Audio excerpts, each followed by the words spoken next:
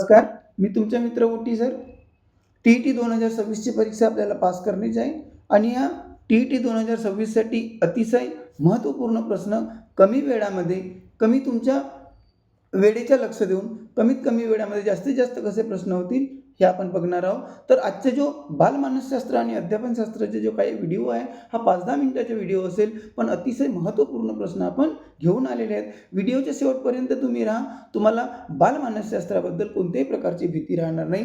तर बालमानसशास्त्र व अध्यापनशास्त्र यामध्ये आपण अति महत्त्वपूर्ण प्रश्नांचा सराव करून घेणार आहोत. आणि पुन्हा मी गोष्ट प्रत्येक वेळी सांगत असतो की passing exam is a game of technique. फक्त अभ्यासानेच होत नाही, तर टेक्निक कशी वापरायची हे सुद्धा खूप महत्त्वाचे असते. तर चला आपण काय करूया, आपल्या प्रश्नांना सुरुवात करूया. पहिला प्रश्न इथं आलेला आहे आणि पहिला प्रश्न काय म्हणत आहे, इथं ठेवा गुरुजीला. ठीक आहे, पहिला प्रश्न दिसत आहे का प्रश्न? पहिला प्रश्न आपण इथं बघूया, गुरुजीच्या खालीच ठेवा. तुम्ही एका अतिसक्रिय मुलाला योग्य दिशा कशी दाखवाल? लक्ष द्यायचं. 2026मध्ये तार्किक बाबींवर किंवा तर्कशक्तीने विचारलेले प्रश्न हे जास्त येतील असं TETचं म्हणणं आहे. तर तुमच्या वर्गामध्ये एक अतिसक्रिय मुलगा आहे, अतिशय एक्स्ट्रा ऑर्डिनरी मुलगा आहे, एक्स्ट्रा ॲक्टिव्ह मुलगा आहे. तर त्याला योग्य दिशा तुम्ही कशी दाखवाल? तर त्याला पहिल्या रांगेत बसवाल आणि दुसरा म्हटलेला आहे की तिथे म्हटले की त्यावर कडक नियंत्रण ठेवाल. त्याच्यामध्ये लक्ष द्यायचं, मुलांच्या विपरीत कोणतीही गोष्ट बालमानसशास्त्र खपवून घेत नाही, त्यामुळे पहिला तर होणार नाही. त्याच्या वर्गातील एका कोपऱ्याची जागा निश्चित करून द्याल. ए भाऊ तिकडेच राही ना, तर पाय तुझ्या कानाखाली वाजवतो, असं सुद्धा होणार नाही. त्याला फळा स्वच्छ करण्यासारखे काम द्याल.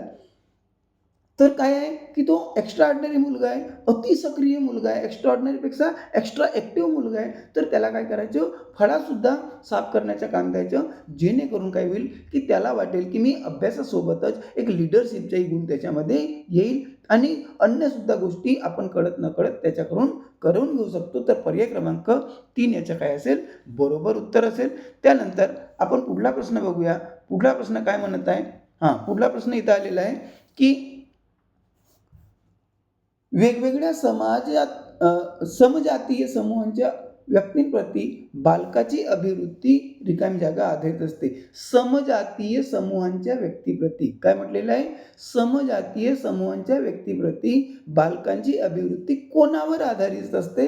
तर पहिला प्रश्न इथे दिलेला आहे त्यांच्या पालकांच्या अभिवृत्तीवर, दुसरा त्याच्या समवयस्क समूहाच्या अभिवृत्तीवर, दूरदर्शनाच्या प्रभावावर आणि त्याच्या भावंडाच्या प्रवृत्तीवर. तर समजातीय समूहांच्या व्यक्तीप्रती बालकाची जी अभिवृत्ती असते ही नेहमी त्याच्या बालकांच्या वृत्तीवर अवलंबून असतो. त्याचा बरोबर उत्तर पर्याय क्रमांक 1च होईल. त्यानंतर हा प्रश्न थोडासा लांबलचक प्रश्न आहे, पण व्यवस्थित प्रश्न आहे, खूप चांगला प्रश्न आहे की तुमच्या वर्गात एक मतिमंद विद्यार्थ्याला बसविण्याचे सांगण्यात आले असता तुम्ही काय कराल? आता तुमच्या वर्गामध्ये समजा कुणी म्हटलं की गुरुजी, मास्तरीनबाई, या विद्यार्थ्याला पण तुम्ही काय करा, आपल्या वर्गात बसवा, असं सांगण्याचं धाडस कोण करू शकतो जी? तुमच्या HM करू शकतो, तुमचे मुख्याध्यापक, मुख्याध्यापिका, प्रिन्सिपल, प्राचार्य कोणीही करू शकतो. तर तुम्ही काय कराल, तर त्याला आपला विद्यार्थी म्हणून स्वीकारण्यास नकार द्याल. अरे बापरे, गुरुजी लोकांचा हा कामच नाही आहे जी, बरोबर आहे की नाही? नकार देणे आपलं कामच आहे, शिकवणे, जो आला त्याला शिकवणे, म्हणजे पहिला तर होणार नाही. मुख्याध्यापकांना त्याला मतिमंद विद्यार्थ्यांच्या वर्ग म्हणून नियोजित वर्गातील मुलांसोबत बसविण्याचे सांगाल. तर मुख्याध्यापकांना म्हणाल गुरुजी हा मतिमंद आहे ना जी, याला मतिमंदचे जे काही वर्ग आहेत त्याच्यामध्ये बसवा. आता मुख्याध्यापक साहेबाने किंवा मुख्याध्यापक मॅडमने समजत त्या वर्गाला त्या मुलाला तुमच्या वर्गात बसवण्यास सांगितलं, तर त्याच्याही मागच्या काहीतरी काय असेल, हेतू असेल. हा सुद्धा म्हणजे मतिमंदला मतिमंदच वर्गात बसवणे हा सुद्धा बरोबर नाही. तर अशा विद्यार्थ्यांना शिकवण्याची पद्धत शिकाल असं तिसरा म्हटलेलं आहे. तर एक चांगला शिक्षक काय करतो की मुलांच्या ज्या काही समस्या आहेत, ज्या काही बाबी आहेत त्यांना सोडवण्यासाठी आपल्याला काय करावं लागेल हे शोधत असतो. समजा मतिमंद मुलगा तुमच्या वर्गात जर येत असेल तर मतिमंद मुलाला कसं शिकवायचं याच्याबद्दल एक आदर्श शिक्षक काय करेल, त्या पद्धती शिकून घेईल. पर्याय क्रमांक 3 याचा बरोबर उत्तर असेल. पुढला प्रश्न आपण बघूया. पुढला प्रश्न काय म्हटलेला आहे, ओटी गुरुजी इकडे राहा. ठीक आहे, आपण मागे पुढे करूया. एक शिक्षक साधन संपन्न असला पाहिजे. साधन संपन्न असला पाहिजे म्हणजे त्याच्याकडे सर्व काही असला पाहिजे. ठीक आहे. घोडा, गाडी, बंगला वगैरे वगैरे वगैरे. याचा अर्थ काय? तर त्याच्याकडे संपदा असावी जेणेकरून त्याला शिक्षण देण्याची आवश्यकता पडणार नाही. त्याच्याकडे भरपूर पैसा असावा की मास्तराची नोकरीच करणार नाही, असा पहिला आहे. त्याच्या उच्च अधिकाऱ्यांशी संपर्क असावा. उच्च अधिकारी जे काही त्याचे ऑफिसर आहेत, बरोबर आहे की नाही, केंद्र प्रमुख असतील, VEO असतील, EO असतील, डेप्टी EO असतील, अजून काय काय DD ऑफिसवाले असतील, त्या सर्वांशी काय असावे संबंध असावे. तो तर काय होईल जी नेता होईल ना, शिकवणार नाही ना. ठीक आहे. त्याच्यानंतर तिसरा इथं पर्याय दिलेला आहे की आपल्या विद्यार्थ्यांच्या समस्या सोडविण्यासाठी पर्याप्त ज्ञान पाहिजे. त्याला आपल्या विद्यार्थ्यांच्या समस्या सोडविण्यासाठी एक पर्याप्त त्याचे ज्ञान पाहिजे. हाच एक शिक्षकाचा काय गुण आहे. पर्याय क्रमांक 3, विद्यार्थ्यामध्ये त्याची प्रसिद्धी असावी. समजा जर त्याच्यामध्ये सर्व काही गोष्टी हाताळण्याचे गुण असतील तर आपोआपच त्याच्यामध्ये विद्यार्थ्यांमध्ये काय होईल, त्याची प्रसिद्धी होईल. पुढला प्रश्न आपण बघूया. काय म्हणत आहे पुढला प्रश्न? पुढला प्रश्न म्हणत आहे, कुठं गेला जी? पुढला प्रश्न म्हणत आहे की बालकांचे भावनात्मक समायोजन रिकामी जागामध्ये प्रभावी असते. तर बालकांचे भावनात्मक समायोजन करायचे आहे तर काय प्रभावी असेल? तर व्यक्तिमत्वाची निर्मिती प्रभावी असते, वर्गातील अध्ययन प्रभावी असते, शिस्त किंवा डिसिप्लिन प्रभावी असते की सर्वच प्रभावी असते? तर भावनात्मक विकास होण्यासाठी सर्व गोष्टींची आवश्यकता असते. मग त्यामध्ये व्यक्तिमत्वाची निर्मिती आली, वर्गातील अध्ययनही आलं, शिस्तही आलं आणि सर्वच काय आलं, म्हणजे वरील सर्व पर्याय क्रमांक 4 आपला काय असेल, बरोबर उत्तर असेल. त्यानंतर आपण पुढला प्रश्न बघूया. पुढला प्रश्न काय म्हणत आहे जी की सध्याच्या लहान मुलांच्या दृष्टिकोनाबाबत रिकामी जागा अशी मान्यता आहे. आता लहान मुलांबद्दल समाजामध्ये किंवा आपल्यामध्ये काय मान्यता आहे? तर अनेक प्रकारे बालके ही प्रौढांच्या बरोबर असतात. आता बालके प्रौढांच्या बरोबर होऊच शकत नाही अशी मान्यता तर नाही आहे. युवकांपेक्षा बालकांना उत्तम मानले जाते, हेही बरोबर वाटत नाही. लहानपण हे मूलतः प्रतीक्षेचा कालावधी असतो. कोणती प्रतीक्षा जी? बरोबर आहे की नाही? तर लहानपण हे वाढ आणि परिवर्तन यांची सांगड आहे. हे काय आहे? हा आपला महत्त्वाचा दृष्टिकोन असतो. कोणाविषयी? लहान मुलांबाबत. तर लहान मुलामध्ये काय होते? वाढ आणि परिवर्तन यांची सांगड होते, बरोबर, यांची ताळमेळ होते. पर्याय क्रमांक 4 त्याचा काय असेल, बरोबर उत्तर असेल. त्यानंतर पुढला प्रश्न आहे की 5व्या वर्गातील विद्यार्थ्यांना तुम्हाला काय करायचं आहे? दर्जेदार उत्तम चाचणी देण्यासाठी, तयार करण्यासाठी शिक्षकांना सर्वोत्तम सल्ला दिला जातो. तुम्हाला काय करायचं आहे की 5व्या वर्गाच्या मुलांसाठी एक चाचणी तयार करायची आहे. तर तुम्ही एक शिक्षक म्हणून तुम्हाला कोणता सल्ला दिला जाईल किंवा तुम्ही काय कराल? तुम्हाला एक दर्जेदार उत्तम चाचणी द्यायची आहे. ठीक आहे. मुलांना ही चाचणी महत्त्वपूर्ण आहे, त्यामुळे मुलांनी त्यांच्या परीने उत्कृष्ट प्रयत्न करावे असे सांगून देऊजी आणि मोकळे होऊजी. दुसरा म्हणतो पूर्वीच्या चाचणी परीक्षेच्या प्रमुख प्रश्नांना चिन्हित करावे. बरोबर आहे की नाही? अगोदर जेव्हा आम्ही शिकत होतो तेव्हा आम्ही आपल्या गुरुजींना म्हणतो, गुरुजी IMP द्या जी. तर तुम्ही IMP द्याल का? ठीक आहे. तर असं म्हणत आहे. तिसरा काय म्हणत आहे की ओटी गुरुजीवरच गेला, जाऊ द्यायचे. निम्न दर्जाच्या वाचकांना प्रशिक्षण द्यावे, ज्यामुळे उर्वरित मुले चांगले कार्य करतील. जे फक्त बुद्धू आहेत त्यांनाच व्यवस्थित तुम्ही काय द्यावे? प्रशिक्षण द्यावे. कारण की हुशार तो खुदच कर लेंगे जी, असं तुमचा काय असेल, विचार असेल असा म्हणतो. आणि परीक्षेत येणाऱ्या प्रश्नांना उत्तर देणे आणि त्यासारख्याच प्रश्नांचा सराव करून घेणे.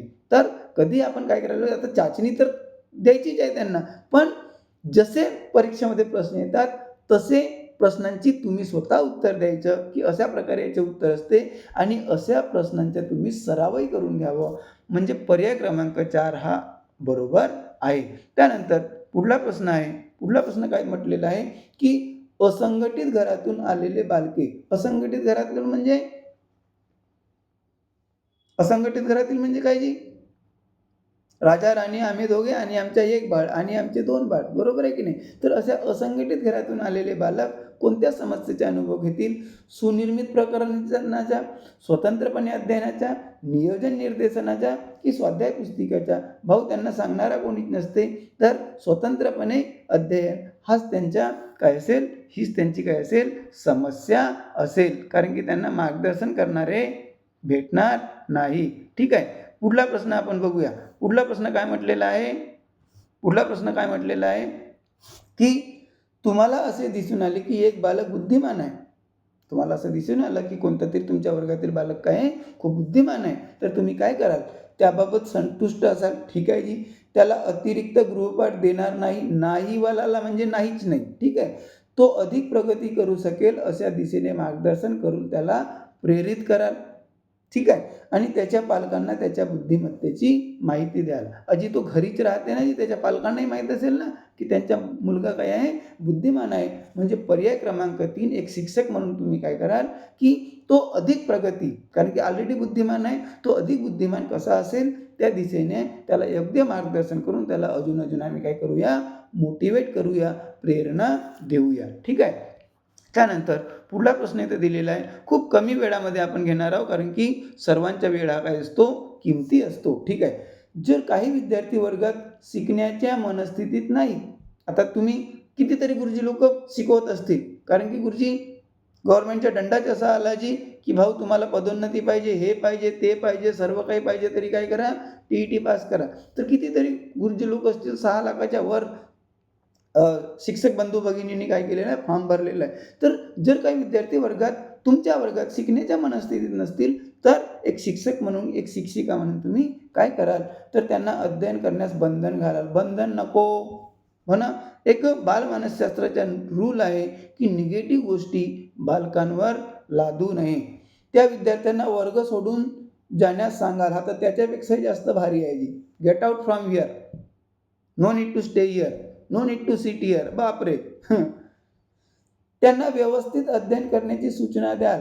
ताकाची चकडी ताकाच्या भात, बरोबर आहे, असं होते का? नाही. बोलाची चकडी बोलाच्या भात, खाऊन या तृप्त कोण झाला. भाऊ बोलल्यानं काही नाही होत जी, करावं लागते. ठीक आहे. तर तिसरंही होणार नाही, मग चौथाच होईलच का गुरुजी? बघून तर घ्या. त्यांच्या रुचीशी संबंधित रंजक बाबी सांगाल. त्यांना जो काही रुची आहे, रुची म्हणजे काय जी, इंटरेस्टेड, बरोबर आहे की नाही, त्यांना जी आवड आहे, इंटरेस्ट आहे, असे संबंधित रंजक बाबी सांगाल. म्हणजे त्यांचं मन रमेल अशा गोष्टी सांगाल आणि त्याच्यामध्ये त्यांना काय असायला पाहिजे, इंटरेस्टही असायला पाहिजे. तर होऊ शकते ते पूर्ण लक्ष तुमच्याकडे देतील आणि मग काहीतरी नवीन शिकण्याची त्यांच्यामध्ये काय होईल, मनस्थिती येईल. कारण की एक आदर्श शिक्षक म्हणून आपण कितीतरी गोष्टी काय करतो, मुलांना खेळ में शिकवतो, बरोबर आहे की नाही, खेळात शिकवतो. आता 1 2 3 4 5 10चे फाडे शिकवणे असते तर काय म्हणतो, तू कोणत्या नंबरवर आहे रे, सांग रे. तो म्हणते गुरुजी मी पहिल्या नंबर उभं, मग म्हणते दुसऱ्या नंबरवर, तिसरा, चौथा, पाचवा, झाला शिकवून. असं जरुरी आहे का जी 1च 2च शिकवणे?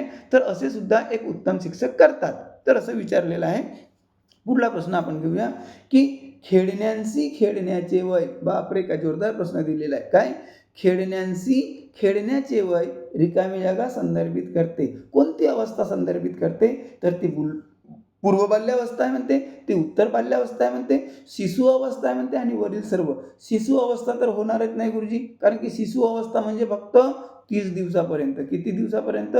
30 दिवस. बापरे, तो खेळण्यांशी खेळेल का?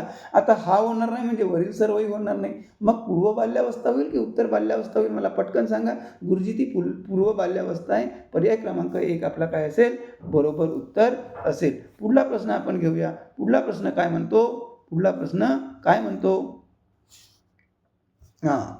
प्रश्न काय म्हणतो की खालीलपैकी कोणते पूर्व बाल्यावस्थेचे वैशिष्ट्ये नाही. इथं नाही विचारलेलं आहे. आत्ताच पूर्व बाल्यावस्थेवर आपण एक प्रश्न घेतला, कारण की ह्या विकासाच्या अवस्था नक्की येतात. तर समूहात राहण्याची अवस्था, बरोबर आहे का? बरोबर आहे जी. पूर्व बाल्यावस्था ही काय आहे, समूहात राहण्याची अवस्था आहे. आपल्याला नाहीवाला पाहिजे आहे. अनुकरण करण्याची अवस्था, ते अनुकरण सुद्धा करतात, बरोबर आहे की नाही. कोणाची तरी ॲक्टिंग करून दाखवतात, आई जशी म्हणते तसे करतात, बाबा जसे करतात तसे करतात. प्रश्न विचारण्याची अवस्था, भरपूर प्रश्न विचारतात, हे काय आहे, ते काय आहे, हे कसे, ते कसे. समवयस्कांशी खेळण्याची अवस्था, पूर्व बाल्यावस्थामध्ये समवयस्कांशी ते खेळत नाही, ते उत्तर बाल्यावस्थेपासून सुरू होते. म्हणजे पर्याय क्रमांक 4 आपला काय असेल, बरोबर उत्तर असेल. आपण पुढला प्रश्न बघूया.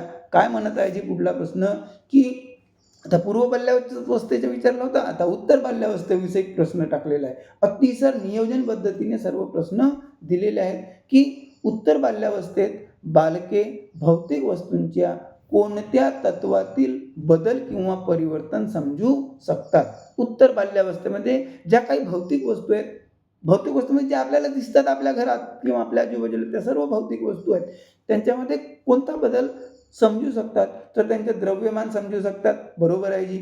द्रव्यमान व संख्या समजू शकतात, हेही बरोबर आहे जी. संख्या समजू शकतात, हेही बरोबर आहे जी. मग सर्व बरोबर दिलेलं आहे का, नाही. तर द्रव्यमान, संख्या, क्षेत्र ते सर्वच काही समजू शकतात. म्हणजे पर्याय क्रमांक 4 आपला काय होईल, बरोबर उत्तर होईल. त्यानंतर पुढला प्रश्न इथं दिलेला आहे, की विकास म्हणजे काय, विकास म्हणजे काय, म्हणजे विकासाची व्याख्या काय, असं तुम्हाला विचारलेलं आहे. तर परिवर्तनातील उत्तरोत्तर शृंखला म्हणजे विकास असं दिलेलं आहे. त्याच्यानंतर दुसरं आहे, अभिप्रेरणेच्या परिणाम स्वरूपी परिवर्तनाची उत्तरोत्तर शृंखला म्हणजे विकास. तिसरा दिलेला आहे, अभिप्रेरणा व अनुभवाद्वारे होणारी परिवर्तनाची शृंखला म्हणजे विकास. तर इथे लक्ष द्यायचं, पहिल्या आणि दुसऱ्यामध्ये काय आहे, परिणाम स्वरूपी आणि अनुभवाद्वारे. अभिप्रेरणा बरोबर आहे, तर अभिप्रेरणा आणि अनुभवाद्वारे परिवर्तनाची शृंखला म्हणजे विकास. पहिल्यामध्ये फक्त परिवर्तनाची उत्तरोत्तर शृंखला म्हणजे विकास.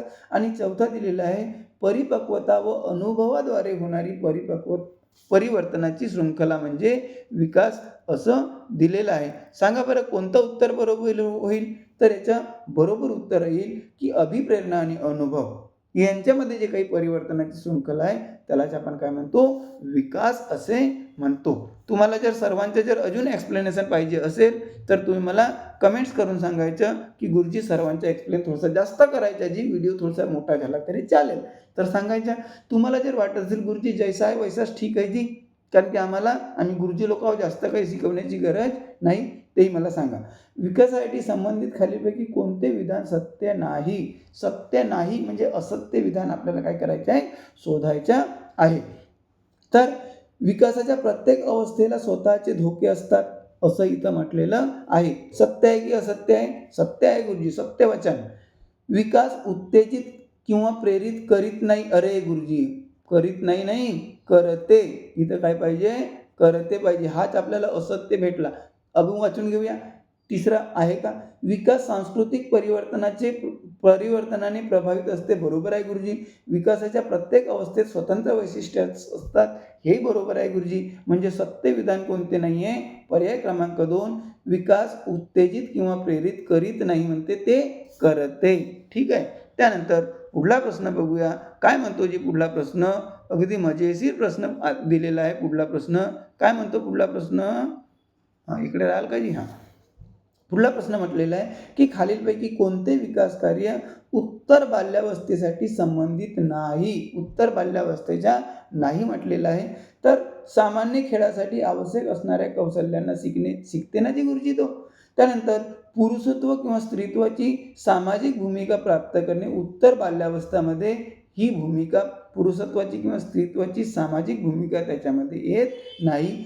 वैयक्तिक आत्मनिर्भरता प्राप्त करणे, तो हळूहळू वैयक्तिक आत्मनिर्भरता सुद्धा प्राप्त करतो. आणि त्यांना समवयस्क मुलांसोबत राहायला शिकवणे, तो सुद्धा आपल्या हळूहळू समवयस्क आपल्या वयाच्या मुलांसोबत तो राहण्याला शिकतो. म्हणजे हे बरोबर आहे.